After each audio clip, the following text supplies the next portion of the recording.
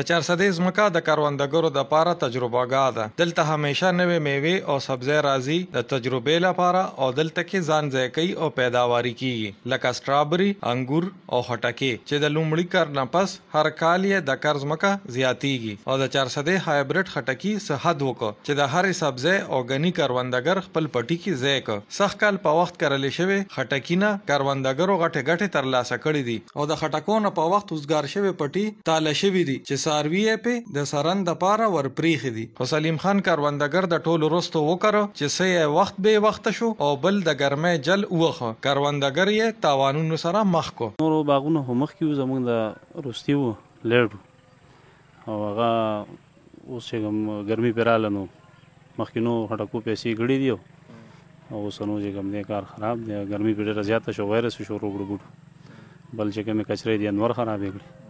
دی خوا چې کوم مارکیټ ته ځي پیداوار هم کم شو، کوم مارکیټ ته ځي مارکیټ کې ریټ نشته.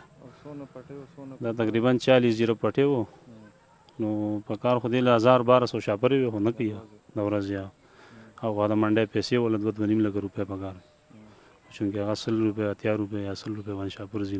د خټکي او سبزۍ دپاره د سرډیرو بازار کې ګڼ شمېر د منډۍ پرانستې شوي دي چې دلته نه خټکي او سبزۍ د ملک مختلفو برخو ته لیږلې کیږي. د یو منډۍ مالک محمد عثمان وایي چې د موجوده وبا تر مخه هم ستونزې پیښې شوي دي چې دوی ورله ډېر تګ و دو وکړو. مین مسله خو دلته د بېپاري وه چې د کرونا نه وه نو د دې نه مخکې سیزنې چې کمې په هغې کې به بېپاري مخ برابر و.